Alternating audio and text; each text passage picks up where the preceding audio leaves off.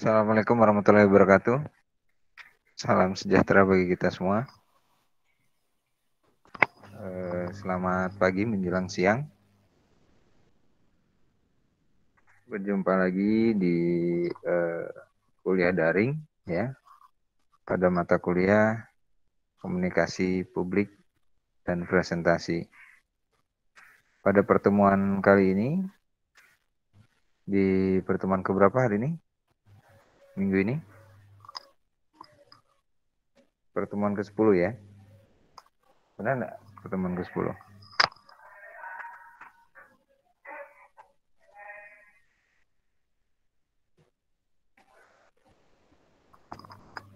Benar ya Min ya? Pertemuan 10 kita ya.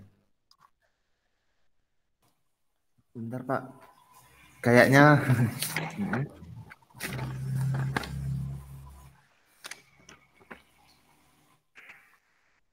ke-9 kayaknya Pak. 9? Masa baru 9? 10 Pak, karena yang 9 kemarin itu bareng sama A1. Oh iya Pak, maaf Pak. Oke. Jadi pertemuan ke-10 ya. Pertemuan ke-10 kita temanya adalah komunikasi cerdas dan bermakna. Ya. Kita lihat ya Word-nya Bapak. Jadi Word ini Bapak ganti sebagai media pengganti papan tulis ya. Yang dimaksud dengan komunikasi cerdas itu apa? Ada yang bisa menjelaskan?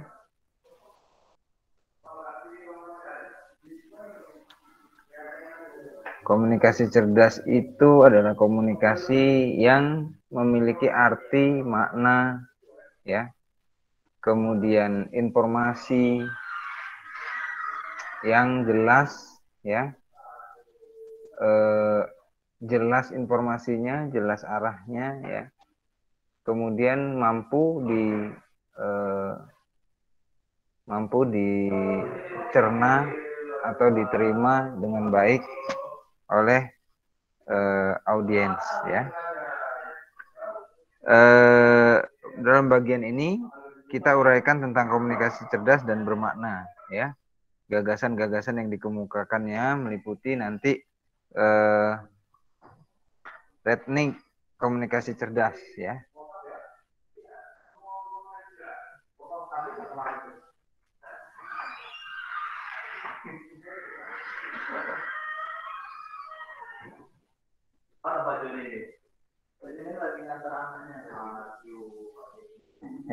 Rethinking komunikasi cerdas.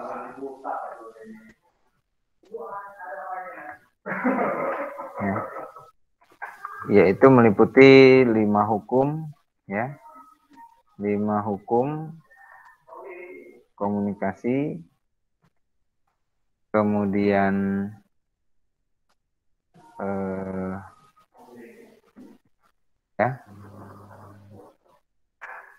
kemudian ada 12 prinsip komunikasi ya.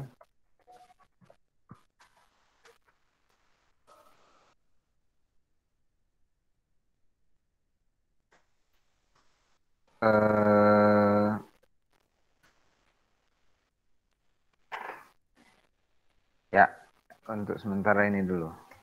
Kemudian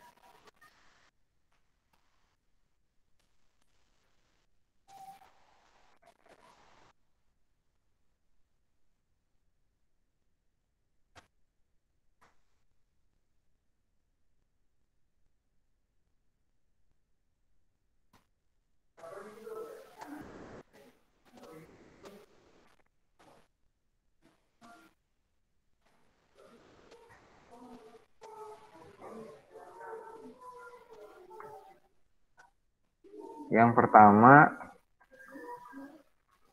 mengapa komunikasi cerdas itu perlu?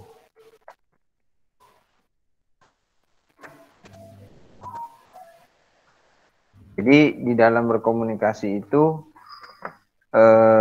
memiliki peran penting ya di berbagai aspek kehidupan. Jelas penting, kenapa? Karena orang kalau tidak bisa berkomunikasi ya akan sulit dalam pergaulan sehari-hari ya atau kehidupan sehari-hari. Sebagian kalangan meyakini bahwa komunikasi itu adalah kunci kesuksesan ya, meski belum ada survei tentang hal itu ya. Jadi komunikasi itu adalah kunci kesuksesan. Karena dengan berkomunikasi kita kita mampu menyampaikan maksud tujuan yang kita inginkan ya. Banyak organisasi dan institusi publik sukses meraih penghargaan karena piawai dalam berbicara ya, dalam menjembatani kepentingan dan kebutuhan masing-masing pihak ya. Nah, kalau sudah bicara tentang perusahaan, otomatis seni berbicara tadi ya, juru berbicara itu memang penting. Apalagi kalau perusahaan yang bergerak di bidang produksi barang ya, penjualan barang dan sebagainya. Itu sangat tergantung dengan bagaimana dalam berkomunikasi ya, dalam hal ini bagian yang memang berkaitan dengan pemasaran barang tersebut ya. Bagaimana caranya menawarkan barang ya, bagaimana caranya menjelaskan produk-produk yang ada ya, itu harus menggunakan bahasa komunikasi yang baik ya. Tak heran bila di banyak negara di dunia peran juru bicara sangat menentukan ya, tak terkecuali Indonesia ya. Makanya di negara kita juga ada menteri dalam menteri luar negeri ya. Menteri luar negeri itu tujuannya untuk apa? Tujuannya adalah untuk menjembatani dari aktivitas ya atau hubungan diplomatik antar negara ya. Ada lagi duta besar ya. Nah, duta-duta besar itu juga datang ke negara-negara asing ya, negara-negara di luar, negara-negara luar itu datang bukan tidak ada maksud ya, ada maksudnya, yaitu mungkin salah satunya membangun kerjasama ya, yang saling menguntungkan antar negara ya. Nah,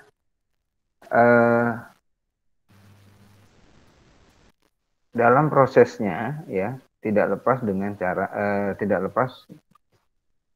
dari komunikasi ya. Anda tentu tahu siapa Andi Maralanggeng ya, dan Dinopati Jalal, Daniel Sparinga ya. Misalnya mereka ini pernah menjadi juru bicara kepresidenan ya. Juru bicara kepresidenan dalam menjembatani dan menjelaskan maksud dan kepentingan dan kebijakan pemerintah kepada masyarakat ya, dan juga sebaliknya rakyat kepada pemerintah ya. Jadi di dalam negara kita pun itu pemerintah punya juru bicara. Juru bicara di sini artinya yang bagiannya adalah mengklarifikasi apapun informasi yang dikeluarkan oleh kepresidenan ya. Karena presiden itu dianggap pemimpin negara ya Nak ya, pemimpin negara. Jadi setiap apapun yang akan disampaikan oleh presiden ya, itu harus melalui pertimbangan-pertimbangan ya, kemudian kajian-kajian juga, sehingga tidak menimbulkan dampak-dampak yang tidak baik ya, karena dampaknya akan berimbas bukan hanya ke presiden pribadi ya, tapi ke negara ya nak ya. Maka dari itu sebelum menyampaikan informasi apapun itu, presiden kalau dianggap informasi itu sangat krusial ya, pasti tidak akan menyampaikannya sendiri, melainkan melalui juru bicara kepresidenan ya. Karena presiden itu jika diibaratkan simpelnya itu adalah raja ya, maka raja itu setiap kali yang disampaikannya itu merupakan sabda ya. Sabda artinya aturan yang harus dilaksanakan ya, secara aturan yang berlaku dan harus dilaksanakan ya. Aturan ini kalau yang dikatakan sabda itu melalui lisan ya. Jadi apa yang disampaikan itu harus dikerjakan, harus dipatuhi ya. Itu yang namanya sabda, itu seperti itu. Kita pasti mafhum manusia hidup di dunia tidak mungkin lepas dari proses komunikasi ya. Semua tingkah laku macam apapun adalah kegiatan komunikasi ya. Sedangkan diam juga bagian komunikasi ya. Jadi setiap komunikasi itu mengandung aspek relasi. Kenapa dikatakan mengandung aspek relasi? Karena setiap kita berkomunikasi ya, yang namanya komunikasi itu pasti ada lawannya ya, atau pendengarnya. Tidak mungkin kita hanya berbicara sendiri ya. Ada yang berbicara sendiri, mungkin itu orang-orang yang mengalami gangguan mental atau kejiwaan ya. Pada umumnya komunikasi itu pasti dilakukan oleh dua orang ya, minimal dua orang. Karena ada yang satu menjadi komunikan, yang satu menjadi yang satu menjadi audiens ya, pendengarnya. Kemudian dengan kata lain manusia adalah makhluk komunikasi ya. Tatkala dilepaskan dengan kebutuhan tatkala berhubungan antar sesama di ruangan publik, manusia tidak bisa dilepaskan dengan kebutuhan pada simbol-simbol komunikasi ya. Ada nggak dari kalian yang tahan seharian nggak berbicara? Ada? Atau sudah pernah ada yang bereksperimen seharian nggak berbicara gitu? Ramona? Pernah melakukan mogok bicara seharian gitu di rumah, di manapun? Shelly, pernah? Nggak pernah, Pak. Tapi waktu di SMA dulu, ada anak pramuka selama di sekolah dari jam 7 sampai jam 2 itu, Pak, dia ada masa tabu, Pak. Jadi tidak boleh ngomong sama sekali, Pak. Masa tabu? Iya. Oh, masa tabu itu dalam rangka untuk apa, nak? Waktu dia mau ikut di klub pramuka, Pak. Itu cuman selama 7 hari apa, Pak? Masa tabu. 7 hari, dilakukan 7 hari. Puasa Iya. puasa berbicara. Tapi di sekolah aja, Pak. Dari jam 7 pagi sampai jam 2. Oke, apa yang terjadi? Pasti keanehan-keanehan ya. Iya, Pak. Keanehan-keanehan yang biasanya ngegibah jadi nggak bisa gitu ya. Karena memang manusia seperti itu. Jadi tidak bisa lepas dari namanya berbicara. Apalagi perempuan ya. Min, mana Min? Dengar nggak suara Bapak? Ya, siap dengar, Pak. Dengar ya, Min. Perempuan itu satu hari itu harus mengeluarkan 2000 kata. Min. Kalau nggak keluar 2000 kata, pusing kepalanya. Stres ya. Jadi dengarkan saja. Kalau perempuan itu masih ngoceh ya, berarti 2000 katanya belum habis. Jadi memang harus dihabiskan kuotanya itu ya. Itu perempuan. Karena banyak yang ingin disampaikan, karena memang perempuan itu kan pada dasarnya pada prinsipnya memang pengennya dimengerti. Jadi caranya pengen dimengerti apa? Dengan cara berbicara ya. Seperti itu. Kalau laki-laki mungkin berbicara seperlunya ya. Kalau perempuan nggak bisa seperti itu. Ya. Pasti kita kalau misalnya di disuruh seperti si Sally tadi ya, puasa berbicara itu asing ya, asing. Kalau puasa makan dan minum mungkin sudah biasa ya. Kemudian manusia tidak bisa dilepaskan dengan kebutuhan pada simbol-simbol komunikasi, baik lisan, tulisan maupun simbol-simbol lainnya. Tujuannya tidak lain agar manusia dengan lainnya itu bisa saling memahami dan mengenal serta bekerja sama ya. Adanya kerjasama itu karena apa? Karena saling komunikasi ya. Komunikasi yang baik akan menciptakan kerjasama yang baik juga ya. Agar tujuan dalam interaksi manusia bisa dicapai, maka diperlukan komunikasi yang cerdas dan birokrasi publik. Nah, ada lagi istilah birokrasi publik. Secara sederhana, komunikasi cerdas dalam birokrasi publik sangat menuntut kelancaran berbicara, ya, kontrol emosi, pemilihan kata dan nada bicara, ya. Lebih dari itu, juga menuntut kemampuan untuk mengendalikan suasana dan juga penguasaan bahan yang akan dibicarakan. Jadi dalam berbicara komunikasi cerdas ya atau birokrasi publik itu yang paling diutamakan adalah kelancaran berbicara. Nah, ya. Setiap manusia kecuali mohon maaf yang memang tunarungu ya, itu tunarungu sudah pasti biasanya disertai dengan kesulitan dalam berbicara ya. Itu semuanya bisa berbicara ya. Intinya itu yang tidak bisu itu bisa berbicara ya. Tapi semua orang tidak semua orang itu bisa berkomunikasi yang cerdas dan baik ya. Bicara itu bisa, semua orang berbicara, tapi tidak banyak orang yang bisa berbicara dengan cerdas dan baik ya. Apalagi dengan lancar ya. Lancar dalam hal ini konsepnya itu adalah lancar dengan menggunakan bahasa yang mudah dipahami oleh orang-orang ya. Kalau cuman bisa pakai bahasa daerah, ya mungkin skupnya, cakupannya hanya untuk daerah-daerah tertentu. Tapi ketika kalian lancar berbicara bahasa Indonesia, contohnya, itu kalian akan mudah dalam berinteraksi di negara Indonesia terutama, ya.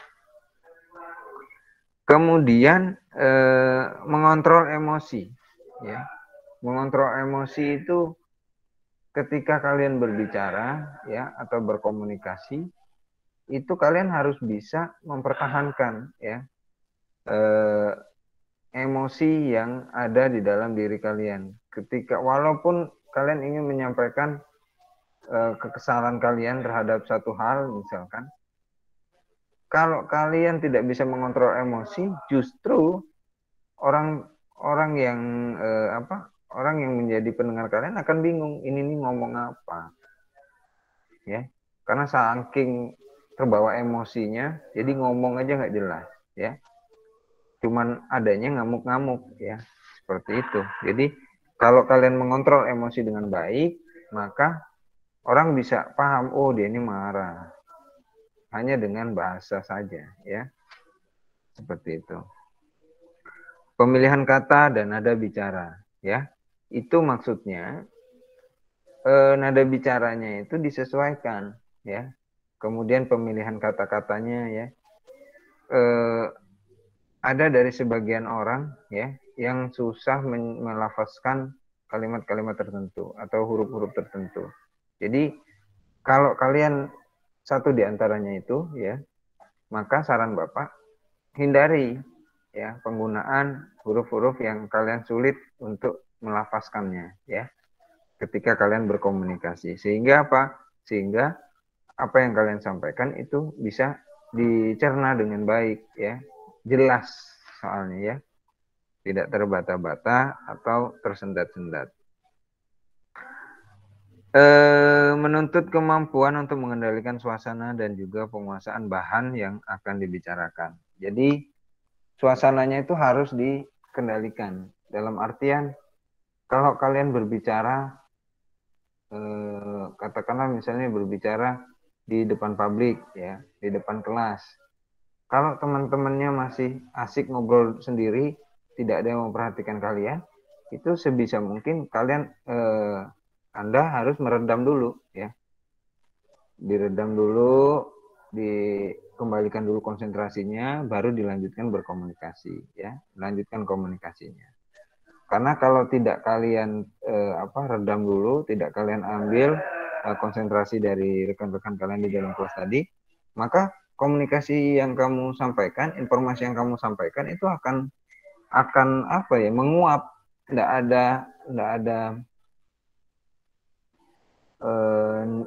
ada gunanya ya, karena yang lain asik sendiri, tidak ada yang menyimak dari informasi yang kalian sampaikan ya. Sama contoh kalau misalnya kalian lagi telepon misalkan ya, telepon, tiba-tiba di tempat kalian itu suaranya berisik sekali ya, terlalu banyak gangguan, otomatis kita dengan secara refleks bilang, nanti aja aku telepon lagi, atau sebentar ya aku cari tempat dulu, di sini terlalu rame, seperti itu. Jadi tujuannya kenapa? Tujuannya supaya apa yang kita sampaikan itu bisa apa yang kita sampaikan, informasi yang kita sampaikan itu bisa diterima, ditangkap dengan baik dan benar ya, tanpa gangguan dari luar ya, kalau lagi nelpon. Masalahnya apa dan mengapa perlunya komunikasi cerdas ya. Komunikasi cerdas memang belum begitu populer dalam ilmu komunikasi ya. Selama ini dikenal dengan istilah komunikasi yang efektif ya, yaitu komunikasi yang disampaikan secara arif ya, atau persuasif, yang hasilnya saling menguntungkan mereka yang berkomunikasi, baik komunikator maupun komunikan dalam memahami pesan masing-masing ya. Jadi yang lebih sering atau populer ya, komunikasi efektif ya.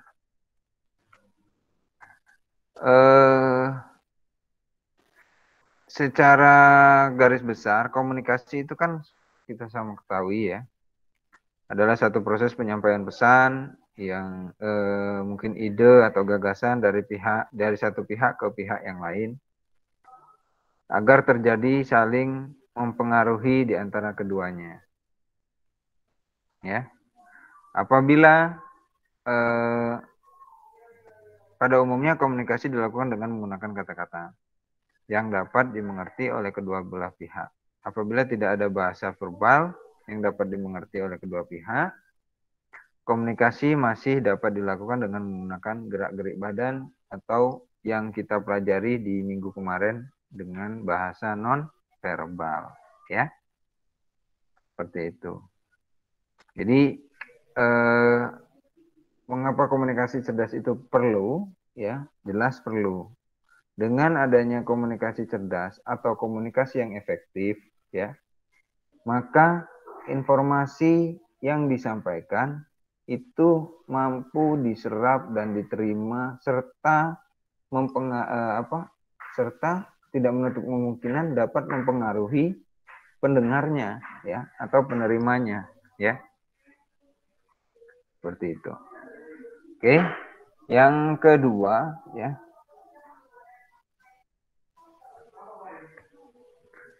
adalah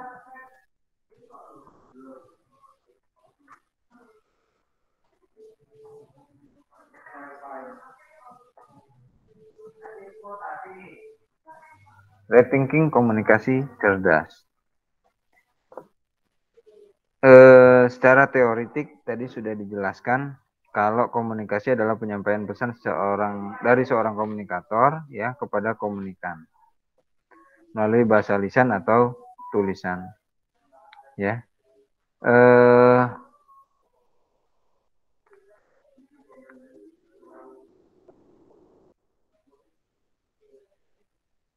Kesamaan bahasa yang dipergunakan dalam percakapan belum tentu menimbulkan kesamaan makna. Dengan kata lain, mengerti bahasanya saja, belum tentu mengerti makna yang dibawakan oleh bahasa itu. Ya. Di sini jelas bahwa percakapan kedua orang tadi dapat dikatakan komunikatif apabila keduanya saling mengerti makna yang dipergunakan. Juga mengerti makna dari bahan yang dipercakapkan. Ya. Jadi ada bahasa-bahasa yang memang dalam berkomunikasi itu kadang-kadang bahasa itu beda maknanya, ya. Ya. Contohnya apa? Ada yang tahu contohnya? Bahasa yang memiliki berbeda-beda maknanya.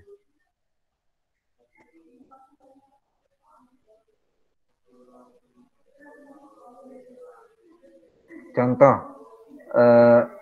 seringkali kalian pernah nggak kalian menemukan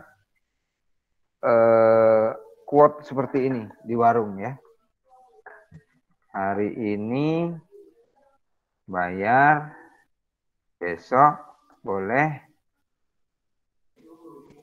bon atau utang.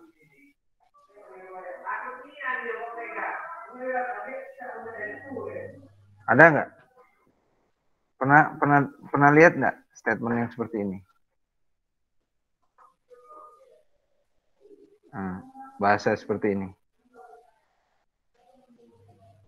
Ada yang tahu maknanya apa?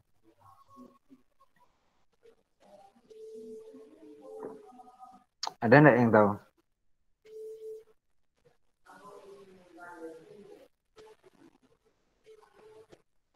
Kurang tahu, Pak. Hari ini bayar, besok boleh bon atau hutang.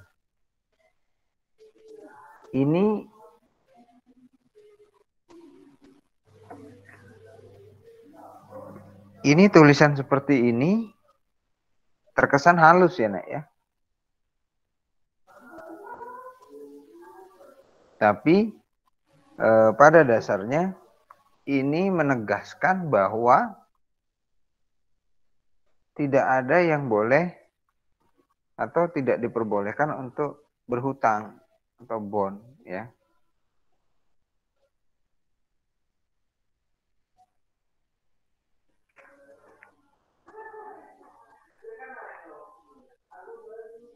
Kadang-kadang ditambahin lagi quote-nya, ya.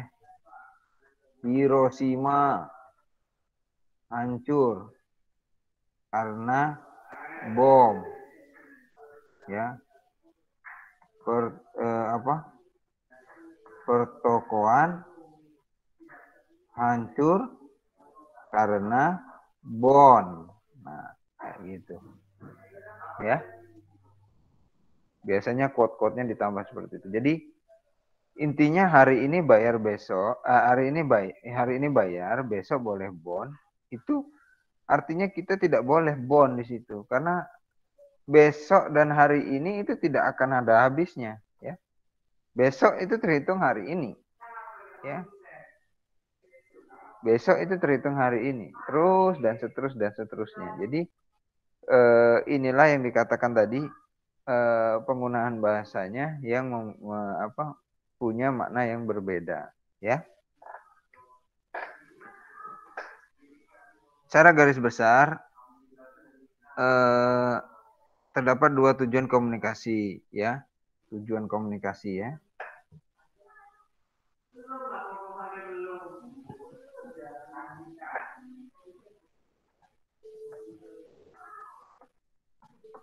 Yang pertama itu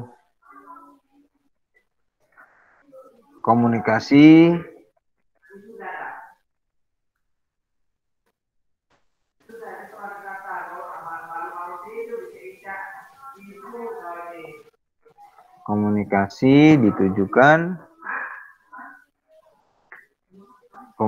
dilakukan dengan tujuan untuk menyampaikan, ya, untuk menyampaikan informasi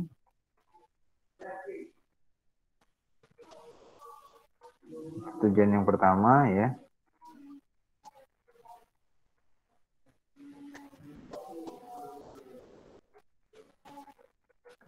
Yang kedua,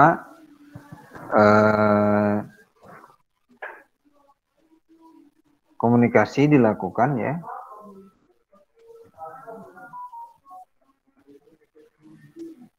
supaya komunikan tidak hanya mengetahui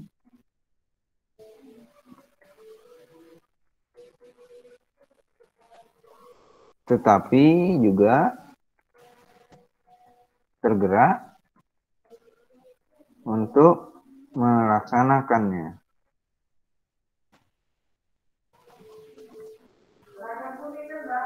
Nih ya.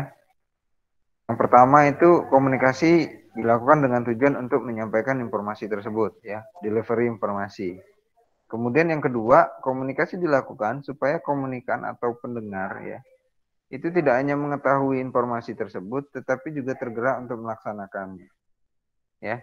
Nah, artinya yang di poin kedua ini poinnya adalah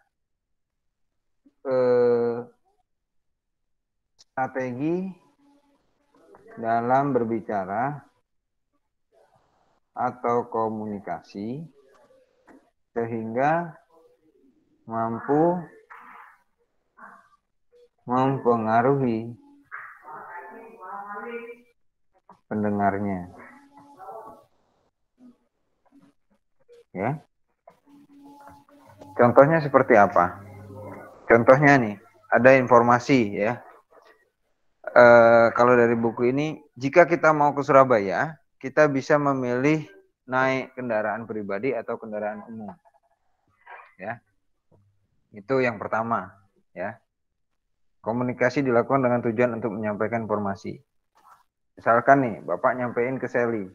Sally, kalau kamu mau ke Surabaya, itu bisa naik naik kendaraan pribadi maupun kendaraan umum. Seperti itu ya. Nah, kemudian yang kedua, komunikasi dilakukan supaya komunikan tidak hanya mengetahui, tetapi juga tergerak untuk melaksanakannya. Artinya, di sini saya harus memiliki strategi dalam dalam berbicara tadi, dalam menyampaikan informasi tadi, sehingga si Sally ini mampu berpikir dan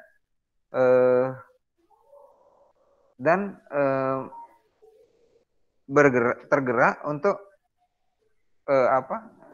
melaksanakan apa yang saya sampaikan.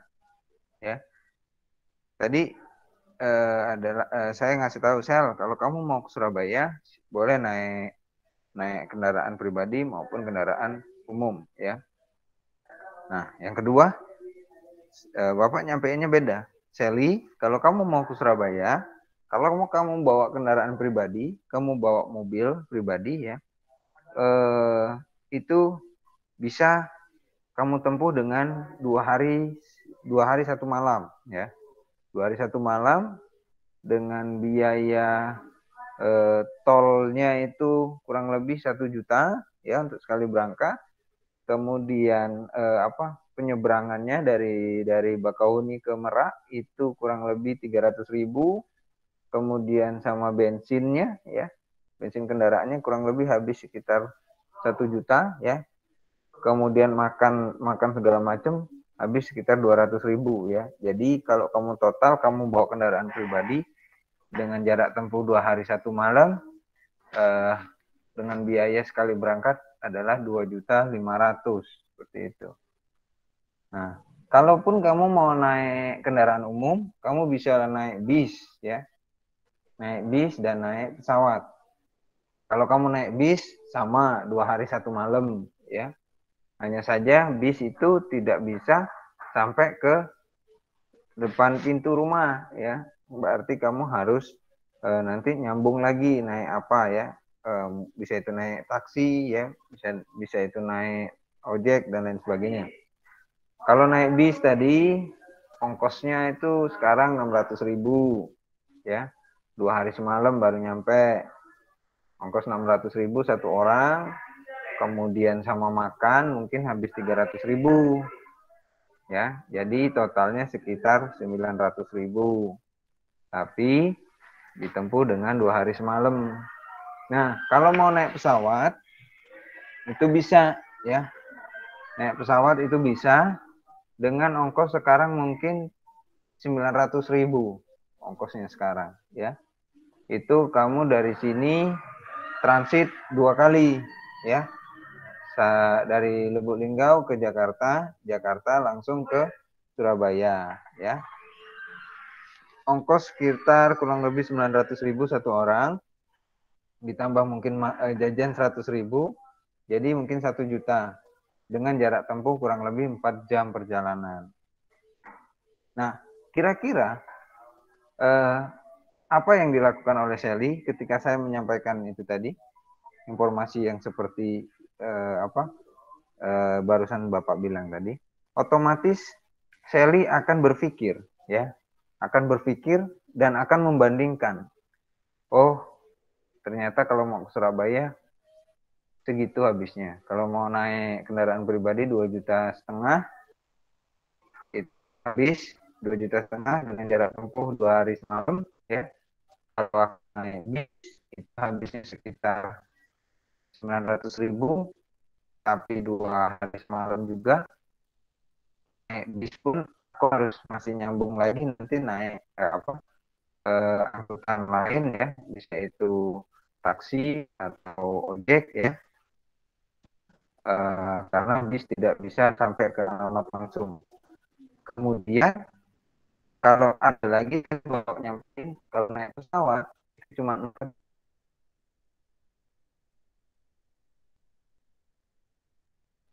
Nah, jadi memiliki mana yang lebih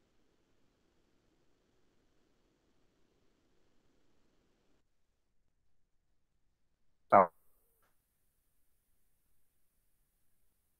juga ya.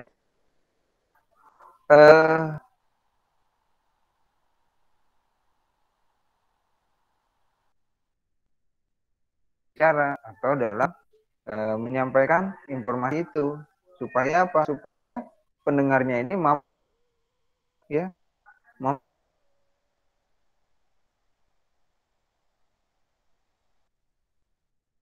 terpengaruh sehingga dia bisa.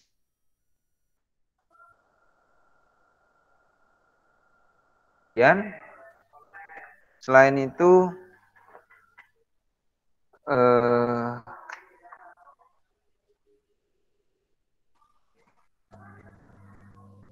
ada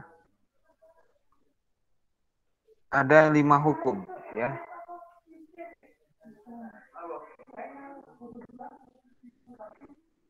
5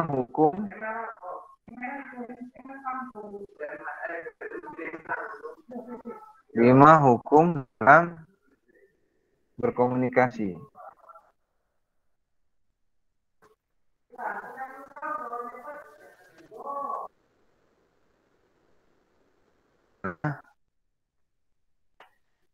Respect.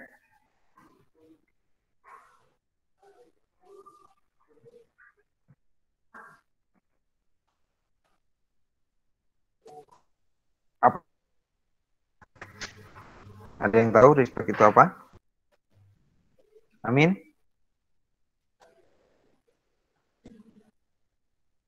Ini cuma ada 7 orang ya. Febri, Malik,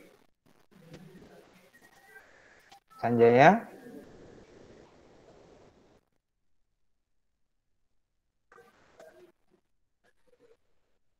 apa itu respect? Menghargai lawan bicara enggak sih, Pak? Ya. Jadi respect ini artinya menghargai. Ya, menghargai. Kenapa respect ini ditaruh di urutan pertama di dalam hukum berkomunikasi? Ada yang tahu? Kenapa? Karena dalam mengembangkan komunikasi yang efektif adalah sikap menghargai setiap individu yang menjadi sasaran pesan yang kita sampaikan, ya. Rasa hormat dan saling menghargai merupakan hukum yang ya. Jadi kita menghargai dulu siapa dengan siapa, ya, lawan bicara kita, ya. Ingatlah bahwa pada prinsipnya manusia ingin dihargai dan dianggap penting. Ya. Jadi hargai orang kalau kita dalam berbicara. Contoh kalian seorang mahasiswa, ya, ketika berkomunikasi dengan dosen, ya, itu harus menggunakan etika, ya, dalam berbicara, dalam berkomunikasi dengan dosen. Hargai dosen itu. Kadang-kadang dosen itu kesannya menyepelekan atau menggampangkan, ya. Tapi ya sekali lagi, kalau kalian tidak menghargai, justru malah sebaliknya yang akan kalian dapatkan, ya. Mungkin tidak dilayani atau lain sebagainya, ya.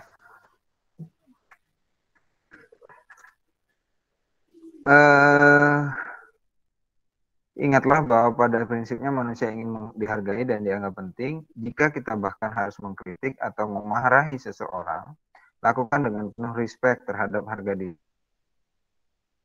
Ya. Contohnya Bapak, ya. Bapak ini dosen sekaligus kaprodi, ketua program studi, ya. Nah, ketua program studi itu berarti pimpinan dari dosen-dosen tetap yang ada di program studi tersebut, ya. Contoh, dosen tetap Prodi SI itu salah satunya Pak Asep, katakanlah, ya. Nah, ada laporan yang masuk mengenai Pak Asep, ya. Pak Asep mungkin melakukan pelanggaran apa gitu, ya. Saya selaku Kaprodi ketika ingin memarahi atau menegur orang Pak Asep, nggak mau angin ketika dia ngajar gitu, ya, di kelas, terus saya tegur beliau di dalam kelas di depan mahasiswa. Tidak seperti itu, ya. Saya menghargai jabatannya, profesinya, ya, wibawanya, ya, sehingga langkah yang saya ambil pasti saya panggil dulu orangnya, ya. Saya panggil orangnya untuk ke ruangan, ya. Ketika sudah bertatap muka secara langsung, empat mata, baru saya sampaikan apa yang ingin saya sampaikan, ya. Saya ke Prodi, saya lantas bisa seenaknya menegur dosen-dosen tersebut, ya. Tetap ada wibawa-wibawa yang harus saya jaga, ya. Sehingga rasa hormat dari tidak hilang, ya. Oke, itu respect. Mungkin kalian sudah tahu, ya, semuanya, ya, kalau respect itu apa. Kemudian yang kedua itu adalah empati, ya. Apa itu empati? Empati adalah kemampuan kita untuk menempatkan diri pada situasi atau kondisi yang dihadapi oleh orang lain, ya. Nah, ini penting ketika kita menjalin sebuah komunikasi, ya. Kerap kali orang-orang itu rasanya tidak ingin mengetahui apa dan bagaimana lawan bicara kita tadi, ya. Sehingga kadang-kadang disebut wah, ini saya datang di waktu yang tidak tepat. Padahal bukan waktunya yang tidak tepat. Kita saja atau Anda saja yang tidak pernah mau, ya, peduli dengan posisi lawan bicara kalian, ya. Jadi salah satu syarat utama dalam memiliki sifat empati itu, ya, adalah kemampuan kita untuk mendengarkan atau mengerti terlebih dahulu sebelum didengarkan atau dimengerti oleh orang lain. Jadi sebelum kita pengen didengarkan orang lain, sebelum kita pengen dimengerti oleh orang lain, kita harus lebih dulu mengerti dan memahami dari lawan bicara kita, ya. Contoh, Sally ngomong lagi ngobrol dengan Amin, ya. Sally ngomong tentang tentang baju baru misalkan. Min, aku tadi baru beli baju baru nih, harganya 400.000 gitu ya. Bagus nggak, Min? Cocok nggak, Min? Aku makainya, Min. Padahal Amin ini sedang mengalami kesulitan keuangan untuk bayar SPP misalkan. Tapi si Sally karena dia tidak tahu dan tidak mau tidak mau mengetahui ya lawan bicaranya ini kondisinya seperti apa, ya dia terus aja nyampein itu. Ini murah loh, Min, 400.000 ini di diskon. Tadinya itu harganya 800.000, di diskon 50%. Jadi 400.000. Nah, kalau aku pakai dan seterusnya dan seterusnya. Akhirnya apa? Akhirnya si Amin mungkin mendengarkan dengan hati yang terpaksa ya. Karena kalau misalnya ada ini nanti ini seperti ini. Jadi didengarkan aja tanpa ada feedback nanti ya. Ataupun respon. Responnya datar paling ya. Mungkin kalau misalnya respon ditanya Sally, bagus nggak, Min? Cocok nggak, Min? Aku pakai baju ini. Cantik nggak? Ya, ya, gitu. Karena apa? Karena momennya tidak pas, ya. Nah, beda halnya kalau momennya pas, ya. Momennya pas, lagi tidak sama-sama tidak sama-sama posisi hatinya lagi enak, ya, mungkin bisa nyambung, ya. Contoh yang posisinya lagi nyambung. Si Shelly curhat masalah pacarnya, ya. Habis diputusin pacar, ya. Curhatnya Amin. Nah, kebetulan Amin ini jomblo, ya. Lagi nggak ada pacar. Jadi ketika si Shelly datang ke Amin untuk curhat seperti itu, ya Amin bisa merespon dengan baik, ya. Mungkin dengan tujuan nih, siapa tahu si Shelly nanti dengan si Amin ini meresponnya dengan baik, si Shelly bisa tertarik dengan si Amin gitu ya. Jadi si Amin nggak jomblo lagi. Itu sering terjadi yang seperti itu ya. Sering terjadi yang seperti itu. Tapi itu bisa komunikasinya bisa enak, ngobrolnya bisa enak. Makanya kadang-kadang muncul statement, ih enaknya lu kalau curhat sama si itu, ini bisa di ini, itu bisa nenang ke hati. Padahal bukan seperti itu, momennya aja yang pas ya.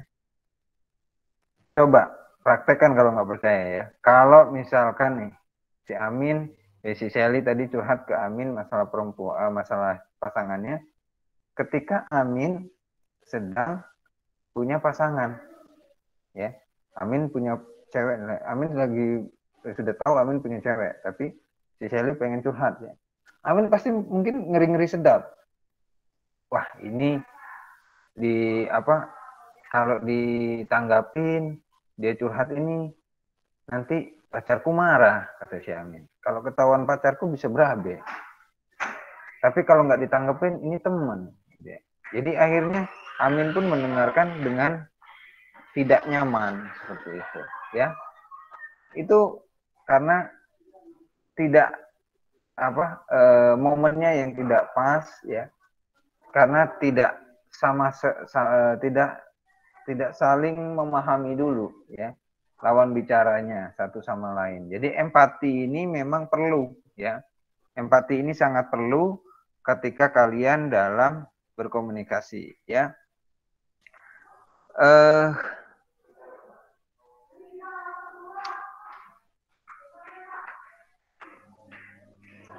Dengan memahami dan mendengarkan orang lain terlebih dahulu, kita dapat membangun keterbukaan dan kepercayaan yang kita perlukan dalam membangun kerjasama atau sinergi dengan orang lain, ya. Rasa empati akan memampukan kita untuk dapat menyampaikan pesan dengan cara dan sikap yang akan mudah atau memudahkan penerima pesan menerimanya. Karenanya itu, kalau di ilmu pemasaran atau marketing, ya, justru empati ini atau memahami ini, rasa memahami ini harus diutamakan kalau di bidang marketing ya. Ya, di bidang marketing itu paling penting itu memahami perilaku konsumen. Supaya apa? Supaya produk yang dia jual itu bisa laku di pasaran. Memahami perilaku konsumen. Jadi empati itu sangat diperlukan ketika di dunia marketing. Contohnya, kalau kalian belanja di Alfamart atau Indomaret, itu seringkali kalau contohnya ya, kalau misalnya ada susu susu kental manis ya, full cream ya.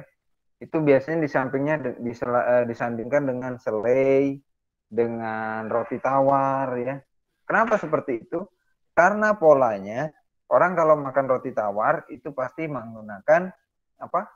Menggunakan atau menggunakan susu kental manis full cream ya. Jadi itu perilaku konsumen ya.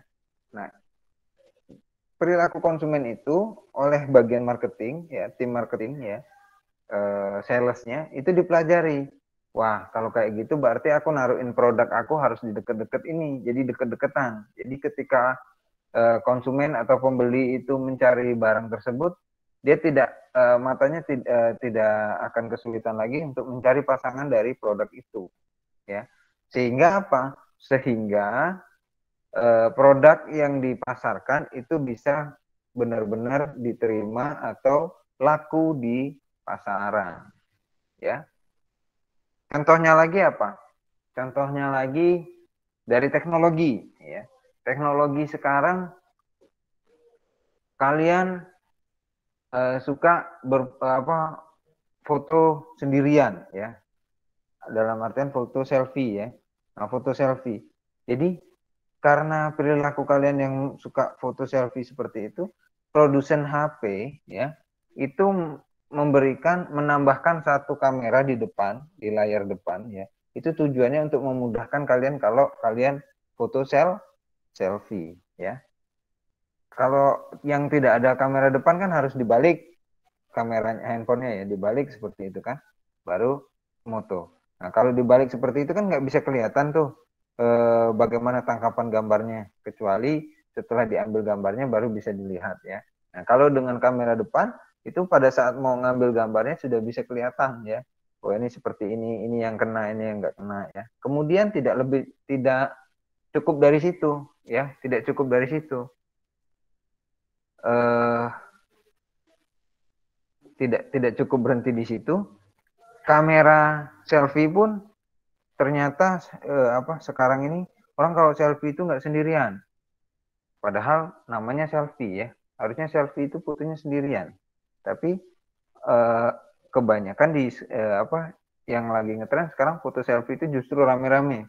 Bahkan orang bela-belain pakai perangkat tambahan, tongsis ya namanya, tongkat narsis ya. Itu supaya handphonenya bisa diangkat setinggi-tingginya supaya kamera tadi bisa menjangkau jangkauan gambarnya lebih luas lagi. Itu oleh perusahaan handphone, produsen handphone, itu dikembangkan lagi. Berdasarkan perilaku konsumen tadi dikembangkan lagi. Kamera handphonenya itu cakupannya dibikin lebih luas atau wide angle ya. Itu kamera depannya dibikin wide angle ya, supaya tampilan bisa mencakup arealnya, cakupan arealnya lebih besar lagi. Nah, itu didapatkan ya, riset-riset itu didapatkan dari apa? Dari ini tadi ya, dari rasa empati, dari rasa memahami perilaku konsumen. Jadi kalau di dunia marketing, empati ini justru sangat penting ya. Empati ini tadi berarti apa? Memahami ya.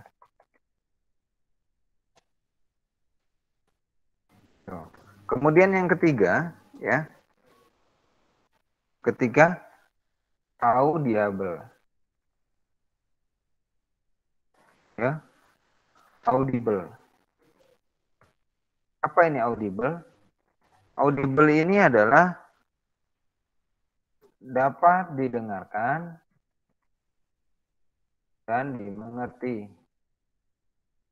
ya, dengan baik.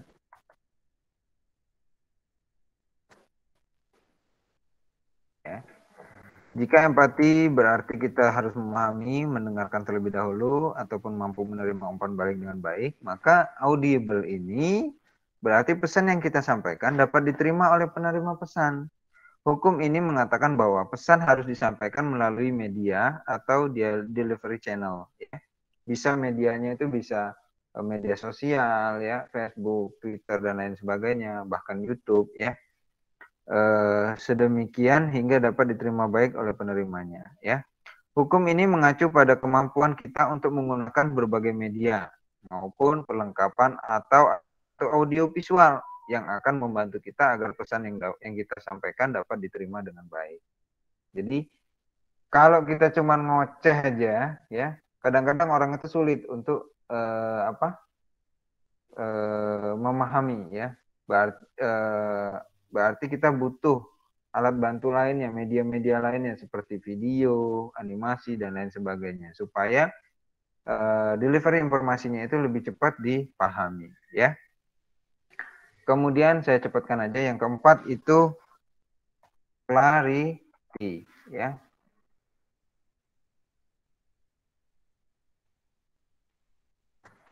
Apa itu clarity, ya? Clarity ini kejelasan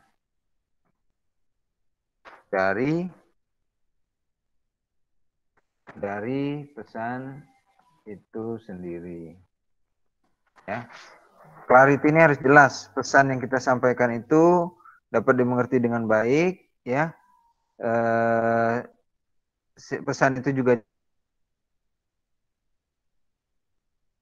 atau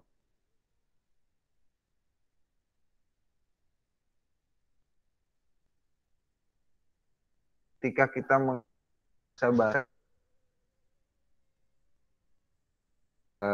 bahasa-bahasa mungkin yang filsafat, ya, yang bisa multitafsir orang mengiranya, ya. Contoh, rokok itu haram, ya. Bukan rokok bukan orang non muslim sehingga itu haram, bukan, tapi kegiatan merokok yang bisa menyebabkan kerusakan organ tubuh, ya, itu yang dianggap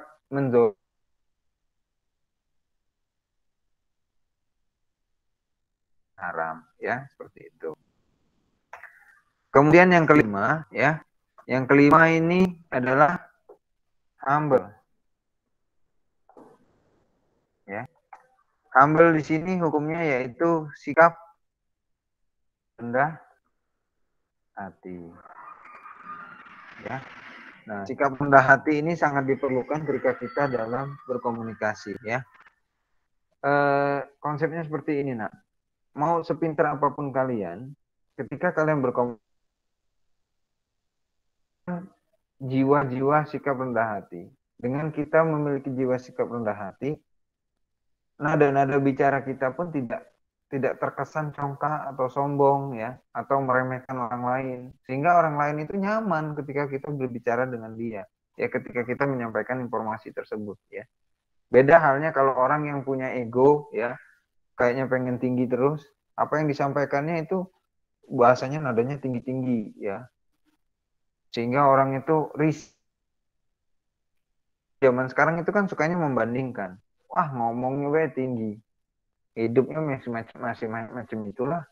Nah, kalau orang sudah seperti itu, menilai kita seperti itu, kita akan sulit menyampaikan informasi-informasi, ya. Mana tahu informasi yang kita sampaikan itu bermanfaat dan bisa mendatangkan keuntungan bagi kita. Jadi kita akan mengalami kerugian, ya, kalau kita tidak punya sifat rendah hati, ya. Itu 5. Kemudian ada 12, selanjutnya ada 12 prinsip dalam komunikasi cerdas. Yang pertama, prinsipnya adalah komunikasi adalah suatu proses simbolik, ya, proses simbolik.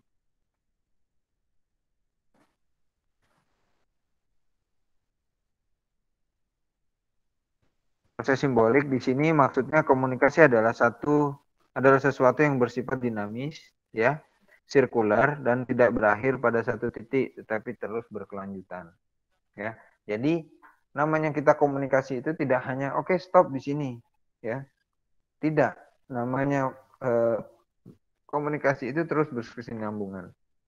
Contoh, ini Bapak ngajar, ya, pertemuan ke-10 hari ini. Apakah selesai di sini? Enggak.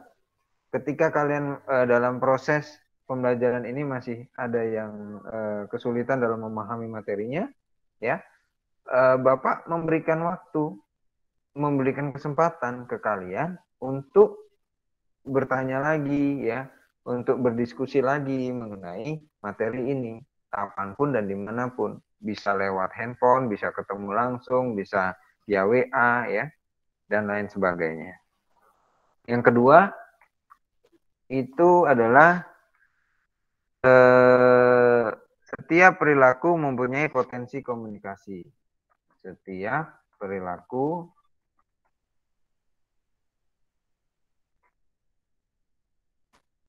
potensi komunikasi. Maksudnya di sini apa? Setiap orang tidak bebas nilai. Setiap orang tidak bebas nilai pada saat orang tersebut tidak bermaksud mengkomunikasikan sesuatu, tetapi dimaknai oleh orang lain, maka orang tersebut sudah terlibat dalam proses berkomunikasi. Gerak tubuh, ekspresi wajah, ya, itu kan komunikasi nonverbal. Seseorang dapat dimaknai oleh orang lain menjadi satu stimulus. Nah, ini nak unik. Bahkan kita nggak ngomong pun, ya, kalau orang mengartikan gerak-gerik tubuh kita itu bisa menstimulus otak orang itu untuk berpikir, oh ternyata ini. Ya itu sudah dimaksudkan dengan komunikasi, ya. Contoh apa? Contoh misalnya, si Amin nanya si Shelly, Sel mau makan nggak? Enggak, misalnya kan. Atau diam gitu ya. Diam itu tapi dengan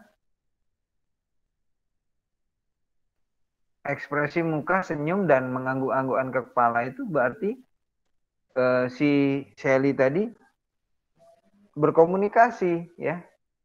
Bisa ditangkap, distimulus oleh otaknya si Amin. Oh ternyata si Shelly mau nih. Hal si Shelly itu mungkin ngangguk-ngangguk ke handset sambil dengerin musik, ya. Tapi diartikan oleh si Amin tadi mau diajak makan, ya. Itu salah satu contoh kalau perilaku kita pun itu bisa potensi komunikasi, ya. Kemudian yang ketiga, komunikasi punya dimensi, ya. Isi dan hubungan. Pesan komunikasi mempunyai dimensi isi, di mana dari dimensi isi tersebut kita bisa memprediksi dimensi hubungan yang ada di antara pihak-pihak yang melakukan proses komunikasi. Percakapan di antara dua orang sahabat dan antara dosen dan mahasiswa di kelas berbeda, memiliki dimensi dan isi yang berbeda. Nah, ini dikatakan dimensi dan isi ini, kalau kita ngobrol antara kalian satu kelas, itu obrolannya berbeda dengan ketika kalian ngobrol ke Bapak. Ya, jadi dimensinya itu berbeda. Hubungannya juga berbeda, ya. Seperti itu. Itu yang dikatakan dengan punya dimensi yang berbeda. Kemudian yang keempat, komunikasi itu berlangsung dalam berbagai tingkatan kesengajaan, ya. Tingkatan kesengajaan. Maksudnya di sini setiap tindakan komunikasi yang dilakukan oleh seseorang bisa terjadi mulai dari tingkat kesengajaan yang rendah. Artinya tindakan komunikasi yang tidak direncanakan dalam artian apa saja yang dikatakan atau apa saja yang akan dilakukan secara rinci dan detail betul-betul disengaja, ya, itu sudah termasuk tingkatan kesengajaan. Jadi maksudnya tingkat kesengajaan ini ada yang tidak disengaja, ada yang benar-benar dikonsep. Tidak sengaja ini artinya seperti ini, ya. Ketika kalian ngobrol antar teman, ya, nah itu tidak sengaja, ngalir begitu saja. Nah, yang dikatakan sengaja tadi yang benar-benar dikonsep, seperti halnya kita sekarang ini, ya, mengajar, ya, proses perkuliahan, ya, proses belajar mengajar. Jadi yang berbicara, kalian mendengarkan, ketika nanti sudah selesai saya berbicara, ada yang mau ada yang mau ditanyakan, silakan bertanya, seperti itu. Jadi ada tingkatan-tingkatannya, ya. Kemudian yang kelima, ini komunikasi terjadi dalam konteks ruang dan waktu. Konteks ruang dan waktu. Ya. Maksudnya apa? Pesan komunikasi yang dikirim oleh pihak komunikan, baik secara verbal maupun non-verbal, disesuaikan dengan tempat di mana proses komunikasi itu berlangsung. Kepada siapa pesan itu dikirimkan dan kapan komunikasi itu berlangsung. Jadi ada ruang dan ada waktunya, ya. Ketika kita menggunakan Google Meet seperti ini, berarti ruangnya adalah Google Meet, waktunya adalah saat ini, ya. Ketika kita menggunakan secara luring, ya, di kelas, berarti kita ruangnya adalah di kelas, ya. Waktunya adalah jam berapa dan hari apa. Jadi ada konteks ruang dan waktunya, ya, seperti itu. Kemudian yang keenam, ya, saya cepatkan saja karena waktunya sudah hampir masuk waktu sholat, ya. Yang keenam, komunikasi melibatkan prediksi serta komunikasi. Prediksi peserta komunikasi. Maksudnya apa? Prediksi peserta komunikasi. Tidak dapat dibayangkan jika orang, ya, melakukan tindakan komunikasi di luar norma, maksudnya, mohon maaf, di luar norma yang berlaku di masyarakat. Jika kita tersenyum, maka kita dapat memprediksi bahwa pihak penerima akan membalas dengan senyuman. Kemudian jika kita menyapa seseorang, orang tersebut akan membalas sapaan kita, ya. Nah, prediksi seperti ini akan membuat seseorang menjadi tenang dan dalam melakukan proses komunikasi. Karena apa? Ketika kita senyum, orang akan membalas dengan senyuman, ya. Ketika kita menyapa, pasti orang menyapa, ya. Ada prediksi, kita prediksikan nih, kalau aku bilang assalamualaikum berarti kalian pasti menjawab waalaikumsalam, ya. Itu ada prediksinya. Jadi orang itu tenang dalam berkomunikasi karena merasa bakal ditanggapin gitu loh, bakal direspon dengan baik, ya. Kemudian yang ketujuh itu adalah sifatnya sistemik. Apa itu sistemik? Dalam diri setiap orang mengandung sisi internal yang dipengaruhi oleh latar belakang budaya, nilai, adat, pengalaman, pendidikan, ya. Bagaimana seseorang berkomunikasi itu dipengaruhi oleh beberapa hal internal tersebut. Sisi internal seperti lingkungan, keluarga, ya, dan lingkungan di mana dia bersosialisasi mempengaruhi bagaimana dia melakukan tindakan komunikasi, ya. Itu sistemik. Sangat berpengaruh sekali. Ketika kalian bicara di kelas, ya, dengan bicara di rumah itu pasti berbeda. Kemudian ketika kalian berbicara pada momen-momen yang tertentu, contohnya di mana kalian mengalami kasus misalnya, kan, ada kesulitan dan lain sebagainya, mungkin nada-nada komunikasinya akan berbeda ya. Kalau lagi marah seperti apa, kalau lagi senang lagi sistemik dan berbeda-beda ya. Tidak bisa disamakan. Kemudian yang kedelapan, komunikasi ya. Kemiripan latar belakang sosial ya, budaya. Nah, kalau latar belakangnya sama, backgroundnya sama, ya, itu akan mempermudah kita dalam berkomunikasi, ya. Contoh, kalian ngobrol tentang tugas kuliah dengan sesama teman satu kelas, itu lebih gampang, ya. Kita hari ini ada tugas apa ya, misalkan. Apa sih sebenarnya etika profesi itu? Kalau kalian nanya dengan teman kalian satu kelas, pasti teman kalian paham. Karena apa? Latar belakangnya sama. Tapi ketika kalian ngobrol nih, walaupun sama-sama mahasiswa, tapi beda jurusan, ya, katakanlah jurusannya hukum. Kamu belajar ini apa tentang PHP, MySQL. Nanya dengan orang hukum, akan susah ya, komunikasi seperti itu akan susah. Karena apa? Beda latar belakang. Walaupun sama-sama mahasiswa, tapi beda background, itu akan susah. Sama halnya dengan sosial dan budaya ya. Kalian nih mahasiswa ya, mahasiswa dengan anak yang putus sekolah, ngobrolnya tingkat obrolannya pasti berbeda.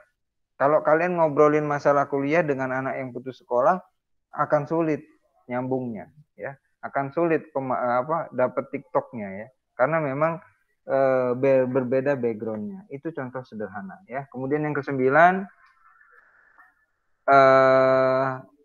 prinsip komunikasi bersifat non sekuensial ya. Maksudnya apa non sekuensial ini ya? Proses komunikasi bersifat sekular, artinya dalam arti tidak berlangsung satu arah, melibatkan respon atau tanggapan sebagai bukti bahwa pesan yang dikirim itu diterima dan dimengerti. Ya, jadi artinya bukan satu arah saja, tapi harus dua arah. Supaya apa? Supaya penyampai pesannya, ya, komunikannya itu bisa mengetahui bahwa informasi yang disampaikan itu sudah bisa diterima dengan baik atau tidak. Contohnya, Bapak ngajar ini selalu Bapak tanya, sampai di sini ada yang ingin ditanyakan? Jelas enggak? Paham enggak kalian dengan apa yang Bapak bicarakan? Itu tujuannya apa? Tujuannya untuk dapat feedback dari kalian ya, supaya saya bisa tahu nih, kalian tuh nyimak enggak dari tadi. Ya. Kalau enggak saya tanyakan seperti itu, saya enggak tahu nih sampai sejauh mana kalian serap ilmu yang saya sampaikan dari tadi, ya. Kira-kira seperti itu, non sekuensial. Nanti bisa kalian kembangkan lagi kalau mau cari lebih spesifik lagi ya. Kemudian yang ke-11, komunikasi bersifat prosesual, dinamis, dan transaksional ya. Prosesual, dinamis, dan transaksional. Artinya di sini ya, konsekuensi dari prinsip bahwa komunikasi adalah sebuah proses. Komunikasi itu dinamis dan transaksional adalah proses saling memberi dan menerima informasi di antara pihak-pihak yang melakukan komunikasi ya. Dinamis ya, prosesual itu artinya konsekuensi ya dari prinsip bahwa komunikasi adalah sebuah proses adalah komunikasi itu dinamis dan transaksional. Dinamis itu karena terjadi dua arah ya. Transaksional di sini maksudnya saling memberi dan menerima informasi dari pihak-pihak yang melakukan komunikasi tadi ya. Saya memberikan informasi, kalian menerima informasi, dan ketika saya bertanya ke kalian, kalian akan memberikan informasi ke saya. Ya, jadi transaksional. Jadi ada transaksinya di sana ya. Transaksi dalam hal ini yang dimaksudkan adalah transaksi informasi ya. Kemudian yang 11, komunikasi bersifat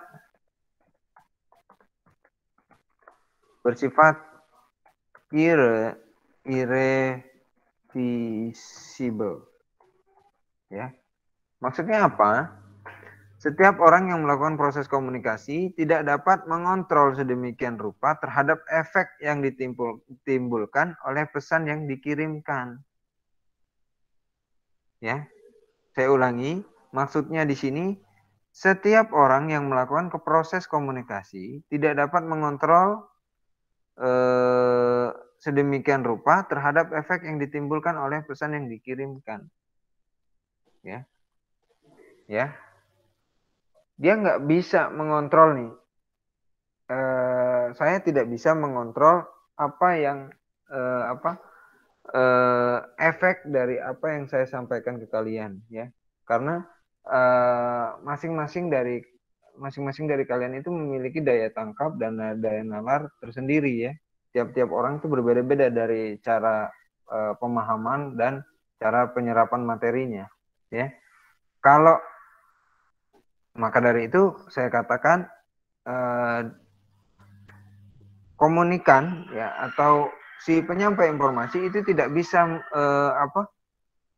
mengontrol efek yang ditimbulkan oleh pesan yang dikirimkan ya. Dia nggak bisa mengontrol orang itu supaya tidak ini, tapi dia hanya bisa mengontrol ya porsi dari informasi yang dikirimkan ya.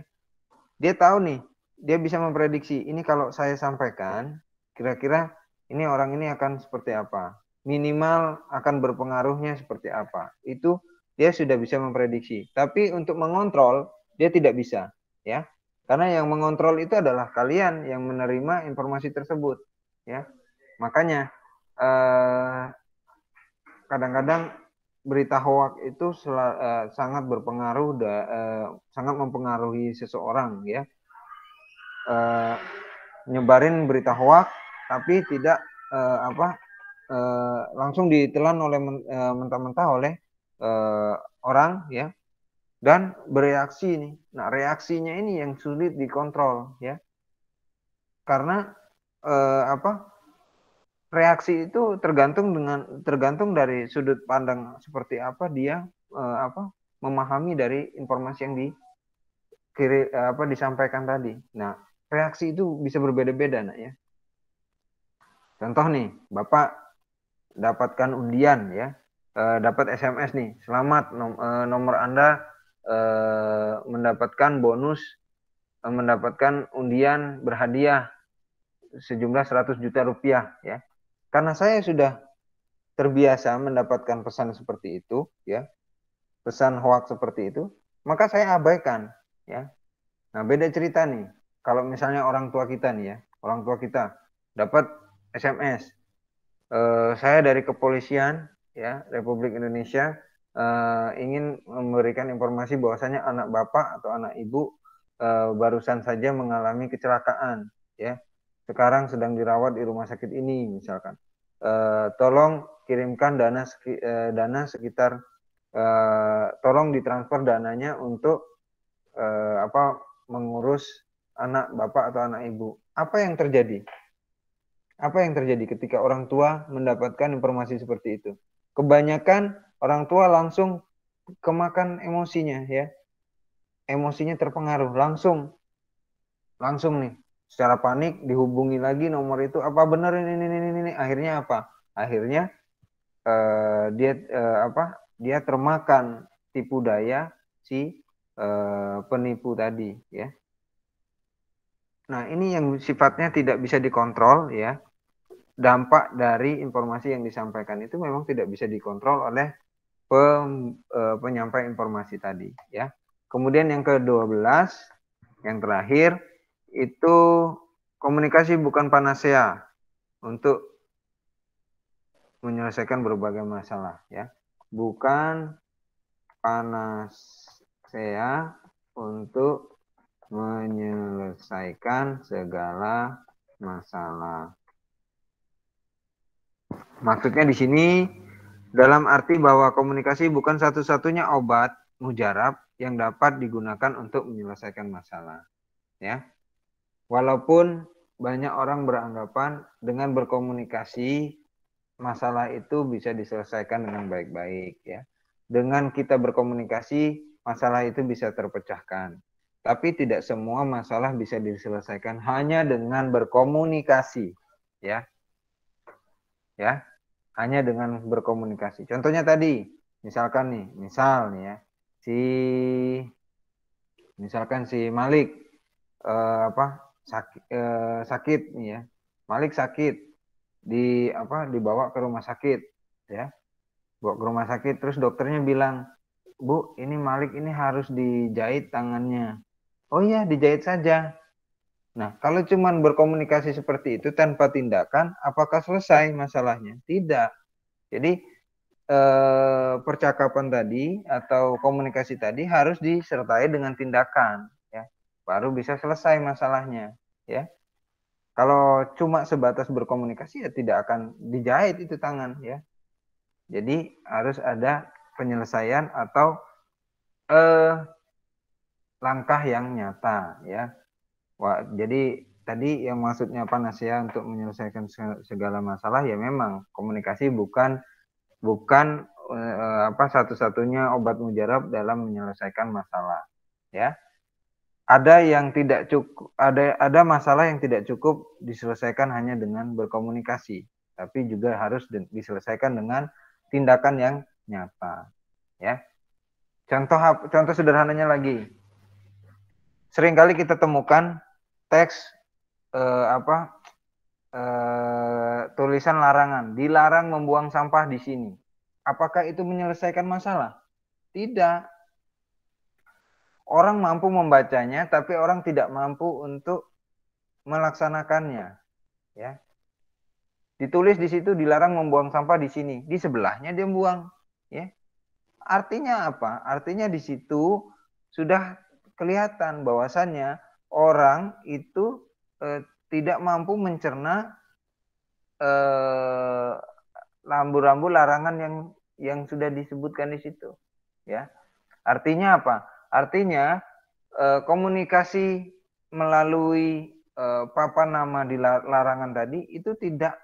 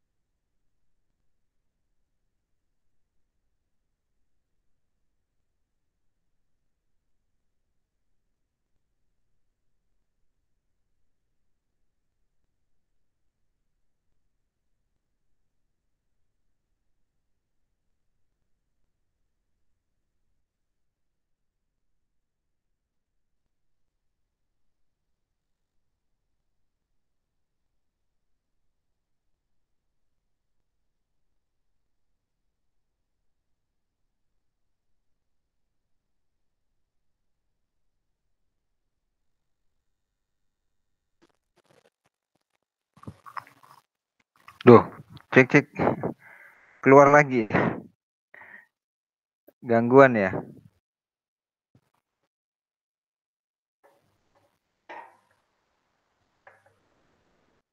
Bagaimana?